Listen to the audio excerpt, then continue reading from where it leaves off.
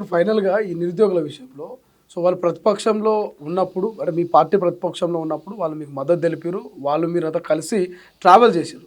But మీరు అధికారంలోకి వచ్చిర్రు. వాళ్ళిప్పుడు ఇంకా ప్రతిపక్షంలోనే ఉన్నారు. ఇప్పుడు రియాజ్ గారో లేకపోతే బల్మూరు వెంకటో లేకపోతే అద్దంకి దయాకరో లేకపోతే విద్యాశాఖ ఉన్నటువంటి ముఖ్యమంత్రి గారో నిరుద్యోగులతోటి ఒక్కసారి మాట్లాడే ప్రయత్నం ఏమైనా చేసే అవకాశం ఉందా? అంటే మాట్లాడే క్రమంలో భాగంగానే కదా సార్ ఇవన్నీ ప్రక్రియలు బయటకు వస్తూ ఉన్నాయి. అంటే చాలామందికి తెర ముందర కనబడే వాళ్ళే కనిపిస్తుంటారు, తెర వెనుక కనిపించే వాళ్ళు కనిపించరు. ఉదాహరణకి రాష్ట్ర ప్రభుత్వం దాదాపుగా 67,000 ఉద్యోగాల భర్తీని ఈ 2.5 సంవత్సరాలు చేసింది సార్. అందులో 20,000 పోలీసు ఉద్యోగాలే ఉన్నాయి, 11,500 డిఎస్సి ఉద్యోగాలు ఉన్నాయి. గ్రూప్ 1 క్లియర్ అయింది, గ్రూప్ 2 క్లియర్ అయింది, గ్రూప్ 3 క్లియర్ అయింది, 10,000 ఉద్యోగాలకు సంబంధించిన గ్రూప్ 4 క్లియర్ అయింది. లెక్కలు చెప్తున్నాను. జూనియర్ లెక్చరర్కి సంబంధించిన నోటిఫికేషన్ క్లియర్ అయింది, అన్నీ క్లియర్ అయినాయి. ఇప్పుడు వాళ్ళందరూ ఉద్యోగాల్లో ఉన్నారు.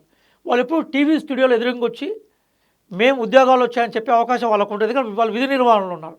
ఇప్పుడున్న పిల్లలు ఏంటంటే వాళ్ళు ఉద్యోగాలకు సంబంధించిన ప్రయత్నాల్లో ఉన్నారు. కానీ సహజంగా ఉద్యోగాల ఆకాంక్షను వీళ్ళు మాట్లాడినప్పుడు సమాజం వాళ్ళ ఆకాంక్షలను గౌరవించని చెప్తుంది. ఇప్పుడు మీరు ఏ ఆఫీస్ కన్నా వెళ్ళండి, ఈ 2 సంవత్సరాలలో ఉద్యోగం వచ్చిన వాళ్ళ ఇంటర్వ్యూ కూడా తీసుకోండి. అవి కూడా చాలా విలువైన అభిప్రాయాలు. వాళ్ళు ఎంత కష్టపడ్డారు, 10 సంవత్సరాలు 12 సంవత్సరాల కృషి తర్వాత వాళ్ళకు వచ్చింది. మీరన్న ప్రశ్నకు నా సమాధానం ఏంటంటే, మేము నిత్యం ఎప్పుడు మంత్రులను కలిసినా, గౌరవ మంత్రులని ఎప్పుడు ముఖ్యమంత్రి గారు కలిసినా నన్ను చూడగానే వాళ్ళు అంటారు, రియాజ్ భాయ్ ఇప్పుడు ఉద్యోగాల నోటిఫికేషన్ గురించి మాట్లాడబోతున్నాడు. మేము మొన్న క్యాబినెట్లో మాట్లాడుకున్నామే, ఆఫ్ ది రికార్డు మాట్లాడినాం, ఆన్ ది రికార్డులో మాట్లాడినాం, ఈ పాత అన్ని క్లియర్ అయిన తర్వాత మనం చేస్తూ ఉన్నారు. ముఖ్యమంత్రి గారు స్వయంగా 4 సార్లు నాతో ఆ విషయాలు చెప్పారు. ఆయన మా మిగతా నాయకులతో కూడా మనం దాని మీద చేస్తున్నాం. దానికి సంబంధించిన స్పష్టత వచ్చిన తర్వాత, ఎందుకోసం అంటే గతంలాగా గ్రూప్ 1 పేపర్ లీక్ అయిన సందర్భాలు మీకు తెలుసు, అనేక పరీక్షలు రద్దయిన సందర్భాలు మీకు తెలుసు. అలాగే మనకి చైల్డ్ డెవలప్మెంట్ వెల్ఫేర్ ఆఫీసర్ సంబంధించిన ఉద్యోగాలు పోయిన విషయం తెలుసు. కానీ మన గవర్నమెంట్లో ఇప్పుడు అట్లా జరగలేదు సార్. పరీక్షలు పకడ్బందీగా జరిగాయి, రిజల్ట్స్ సకాలంలో ఇచ్చారు, సర్టిఫికేట్ వెరిఫికేషన్ అయితే ఉద్యోగాలు చేస్తున్నారు. కాబట్టి ప్రభుత్వం పకడ్బందీగా నిర్వహించాలని అనుకున్నప్పుడు తెలంగాణ పబ్లిక్ సర్వీస్ కమిషన్ పూర్తిగా ప్రక్షాళన చేశారు. అంతకుముందు అసలు విద్యతోటి ఉద్యోగ అవకాశాలకు సంబంధించిన విషయాల మీద నైపుణ్యం అవగాహన లేని అందరినీ పబ్లిక్ సర్వీస్ కమిషన్లో వేశారు. ఇప్పుడు మీరు పబ్లిక్ సర్వీస్ కమిషన్ మెంబర్లో ఒకసారి చూడండి. ఎందుకు ఆ విషయాలు చెప్తున్నామంటే, మా కన్నా పెద్ద నాయకుల్ని, గౌరవనీయుల్ని లేదా అధికారంలో వాళ్ళ నిర్ణయాలు తీసుకునే శక్తి ఉన్న వాళ్ళని చాలాసార్లు కలిసాం కాబట్టి ఈరోజు నోటిఫికేషన్ల పరంపర వచ్చిందనే విషయాన్ని గుర్తుపెట్టుకోవాలి. దానికి ప్రతిసారి చెప్పే ప్రయత్నం చేయం. అది ముఖ్యమంత్రి గారు తెలుసు, గౌరవ మంత్రులు తెలుసు, మాకు తెలుసు అంటే ఎవరు చేశారనే విషయం. అదే సందర్భంలో నేను చదువుకున్న విద్యావంతులకు నా విజ్ఞప్తి ఏంటంటే, ఇది ఒక నిరంతర ప్రక్రియ సార్. మన తమ్ముళ్ళు చెల్లెళ్ళు లాంటి వాళ్ళు ఈరోజు ప్రిపరేషన్లో ఉండి ఉద్యోగాల కోసం కొట్లాడుతున్న వాళ్ళకి నా విజ్ఞప్తి ఏంటంటే, ఒక్కరోజు 2 రోజుల ఆందోళనలతో సమస్య పరిష్కారం కాదు. అలాగే 1-2 నోటిఫికేషన్లతో కూడా ఉద్యోగాలు అందరికీ రావు. ఇది ఒక నిరంతర ప్రక్రియ. రాష్ట్ర ప్రభుత్వం మొట్టమొదటిసారిగా ఒక బాధ్యతను స్వీకరించింది. స్వయాన ముఖ్యమంత్రి గారు చెప్పారు, స్వయాన బాధ్యతాయుతమైన అధికారులు చెప్పారు. కాబట్టి మీరు చదువు బాట పట్టండి అనేది మేము విజ్ఞప్తి చేస్తున్నాం. అందరికీ ఉద్యోగాలు రాకపోవచ్చు, కానీ అరువులకు మాత్రం ఉద్యోగాలు వస్తున్నాయి. వచ్చే క్రమంలో ఎట్లాంటి అవినీతి లేకుండా సంపూర్ణ పారదర్శకతోటే ఉద్యోగాలు అలాట్ చేయబడతాయి. ఉద్యోగాలను మీరు గతంలో తీసుకున్న వాళ్ళు ఇంటర్వ్యూ చేసినా అదే విషయం చెప్తారు. కాబట్టి ఆ దిశగా ప్రయాణం చేయాలని, చదవాలిరా ఎన్ని కష్టాలే వచ్చినా, చదువు లేని భవిత పెద్ద సున్నా, మీ హార్డ్ వర్క్ మాత్రమే మీ సామాజిక స్థాయిని, మీ ఆర్థిక భద్రతని ఉద్యోగం రూపంలో సమకూరుస్తుందని నేను కోరుకుంటున్నాను. సార్ చివరగా గత ప్రభుత్వంలో లెక్క ఇప్పుడు రాబోయేటువంటి అంగన్వాడీ నోటిఫికేషన్లో లేకపోతే పోలీస్ జాబ్లో కోర్టు కేసులు ఎక్కడు ఇటువంటి ఇబ్బందులు ఉండవు కదా. ఈ మాట ఎందుకు అడుగుతున్నా అంటే చాలామంది ఉద్యోగాలు వస్తున్నాయి అనగానే కోచింగ్ సెంటర్లో కూర్చొని ప్రిపేర్ అవుతుంటారు. అటు చిక్కడపల్లి లైబ్రరీ కావచ్చు, లేకపోతే ఉస్మానియా యూనివర్సిటీలో కావచ్చు, పుస్తక పురుగులుగా మారుతూ ఉంటారు. వాళ్ళందరికీ ఏం చెప్తారు సార్? మీరు ఒక లెక్చరర్గా మీరు ఏం చెప్తారు? శ్రీశైలం గారు, అంటే నేను కాంగ్రెస్ పార్టీ అధికార ప్రతినిధి కూడా. పబ్లిక్ సెక్టార్ని ఏర్పాటు చేసింది, పబ్లిక్ సెక్టార్ని బలోపేతం చేసింది, పబ్లిక్ సెక్టార్ని కాపాడాల్సిన బాధ్యత తీసుకుంది కాంగ్రెస్ పార్టీనే. 2.5 సంవత్సరాల్లో మీ కళ్ళ ముందరనే దాదాపుగా డజన్కి పైగా ఎగ్జామ్స్ ఉన్నాయి. మీరే ఎల్బీ స్టేడియంలో కానీ, శిల్పారామంలో కానీ, పెద్దపల్లిలో కానీ, అలాగే సరూర్ నగర్ స్టేడియంలో కానీ, ఈవెన్ సెక్రటరియట్లో కానీ వేలాది మందికి ముఖ్యమంత్రి గారు సర్టిఫికేట్లు ఇచ్చిన దానికి అంశాలకు కూడా మీరు సాక్ష్యంగా ఉన్నారు. చిన్న అవినీతి మచ్చ, చిన్న పేపర్కు సంబంధించిన లీకేజ్ విషయాలను మీరు ఇప్పుడు విన్నారా 2.5 సంవత్సరాల్లో? ఇప్పుడు ఉద్యోగం వచ్చిన వాళ్ళ దగ్గరికి మీరు కూడా ఇంటర్వ్యూ చేశారు, వాళ్ళు ఎంత కష్టపడ్డారు, ఎట్లాంటి బ్యాక్గ్రౌండ్ నుంచి వచ్చారు. ఈ 2.5 సంవత్సరాల్లో ఏ పారదర్శకతోటి ఉద్యోగాలు మేము ఇచ్చామో, ఎంత పకడ్బందీగా పరీక్షలు నిర్వహించాము. భవిష్యత్తులో కూడా అదే జరుగుతుంది.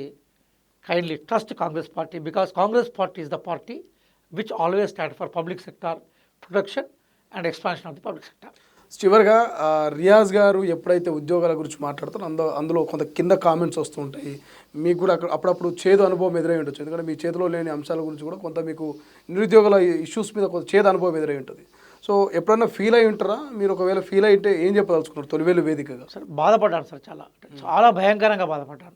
నన్నే కాకుండా మా కుటుంబ సభ్యులను కూడా కామెంట్ చేసే దిగజారుడు స్టేట్మెంట్స్ చూసాను సార్. నేను ఎప్పుడు మీరు మాట్లాడినా వ్యక్తిగతంగా నేను ఎప్పుడు ఎవరిని కూడా నేను కామెంట్ చేయలేదు సార్. విధానాలే మాట్లాడతాను. వాళ్ళకి ఆవేశం ఉంది, ఆవేశం వెనక ఆవేదన ఉంది, దాన్ని అర్థం చేసుకుంటాను. కానీ మొత్తం డెసిషన్ మేకర్ నేను కాదు సార్. ఇప్పుడు నా డిపార్ట్మెంట్ ఉంది, 32 సంవత్సరాల నుంచి రిక్రూట్మెంట్ లేదు సార్. నేను లైబ్రరీ డిపార్ట్మెంట్లో ఇప్పుడు నేను చైర్మన్గా ఉన్నాను. 12 సంవత్సరాల నుంచి ప్రమోషన్స్ లేవు. కాబట్టి అసలు ఎన్ని వేకెన్సీస్ ఉన్నాయో ఎవరికి తెలియదు. 12 ఏళ్ల తర్వాత నేను మొత్తం ప్రమోషన్లు ఇచ్చాను. ఇప్పుడు క్లియర్ వేకెన్సీస్ అరేంజ్ అయినాయి. ఈ వేకెన్సీస్ తోటి త్వరలోనే లైబ్రరీ పోస్టుల కోసం నా ప్రయత్నం నేను చేస్తాను. గవర్నమెంట్ కూడా నేను లెటర్ పెట్టాను. అట్లాగే అనేక సార్లు ముఖ్యమంత్రి గారిని కలిసినప్పుడు, మంత్రులను కలిసినప్పుడు, ప్రభుత్వ ఉన్నతాధికారులను కలిసినప్పుడు ఉద్యోగాల నోటిఫికేషన్ తప్ప నాకు వేరే సబ్జెక్ట్ ఉండకపోయేది. నేను ఎప్పుడు పోయినా అదే మాట్లాడేది వాళ్ళతోటి. ముఖ్యమంత్రి గారు కూడా నేను ఎప్పుడు పోయినా కూడా రియాజ్ డెఫినెట్గా మనం ఉద్యోగ నోటిఫికేషన్లు ఇస్తాం, మన పిల్లలకు అదే విషయం చెప్పండి, కొంచెం వెనక ముందు ఒక రోజు అటు ఇటు పాతవి క్లియర్ అయిన తర్వాత కొత్త వాటికి మనం పోదాం అనుకున్నాం. ఆయన అన్నమాట ప్రకారమే జూన్ 2 అనౌన్స్ చేశారు. తెర వెనుక మేము ఎన్ని చేశామో అనేది ప్రతిదీ సందర్భంలో చెప్పే అవకాశం ఉండదు. కానీ రెగ్యులర్గా నాతో అనుబంధంలో ఉన్న విద్యార్థులు ఇప్పటికి గర్వంగా చెప్తున్నాను శ్రీశైలం సార్, ఈ రాష్ట్రంలో 1,00,000 మంది విద్యార్థులు ఉన్నారు నాకు, 1,00,000 స్టూడెంట్స్. ఓకే, మీరు నేను ఏ విద్యకు సంబంధించిన వీడియో చేసినా కూడా వేల సంఖ్యలో విద్యార్థులు చూస్తారు. సబ్జెక్ట్ ఓరియంటేషన్లో ఉంటుంది తప్ప నేను వీడియోలలో వేరే విషయాలు ప్రస్తావించే ప్రయత్నం చేయను. సబ్జెక్ట్కి కన్ఫామ్ అవుతాను అకాడమిక్ వీడియోలో. రైట్. సో ఇక కంప్లీట్ మనం పొలిటికల్కి వచ్చే ప్రయత్నం చేద్దాం. సో తెలంగాణలో ఉన్నటువంటి పొలిటికల్ అంతా చాలా హీట్గా కనబడుతుంది. వర్షాలు మొదలైనవి, వాతావరణం చల్లబడ్డది, కానీ సో పొలిటికల్ ఇటు చాలా పీచ్కి వెళ్ళిపోతున్నది. అంటే విజయ్ దేవరకొండకు సంబంధించినటువంటి ఒక అర్జున్ రెడ్డి సినిమా హిట్ అయిందేమో, కానీ రేవంత్ రెడ్డి సినిమా మాత్రం అట్టర్ ఫ్లాప్ అయిందని కేటీఆర్ చాలా ఘాటుగానే వ్యాఖ్యలు చేస్తాడు. కేసీఆర్ అంత మంచోని కాదు, ఎవరిని వదిలిపెట్టా, నేను అందరూ సాఫ్ట్ అనుకుంటారు, నేను కూడా హార్డే. సో అధికారులైనా కాంగ్రెస్ కార్యకర్తలైనా మరి భవిష్యత్తులో ఎవరికి ఏమి ఇవ్వాలో అది తిరిగి ఇచ్చేస్తామని కేటీఆర్ ఒక మాట వైరల్గా మారుతుంది. సో ఏం చెప్తారు సార్? బహుశా కేటీఆర్ గారే ఒక సినిమాలో నటిస్తే ఆ సినిమాను కొనుక్కోవడానికి ఏ థియేటరు, ఏ డిస్ట్రిబ్యూటర్ ముందరకు రాడు. ఎందుకోసం అంటే కేటీఆర్ని సమాజం హీరోగా అంగీకరించేందుకు సిద్ధంగా లేదు. కేసీఆర్ ఈజ్ ఎ పారాసైట్, పరాన్న బుక్కు అంటాం మనం బయాలజికల్ లాంగ్వేజ్లో. అంటే వాళ్ళ నాన్న కష్టం మీద, అప్పుడు తెలంగాణ ఉద్యమం సెగ మీద బయట ప్రపంచానికి కనిపించిన వ్యక్తి. స్వతసిద్ధంగా తాను నాయకుడైన వాడు కాదు, ఇతరుల మీద ఆధారపడి నాయకుడైన వాడు.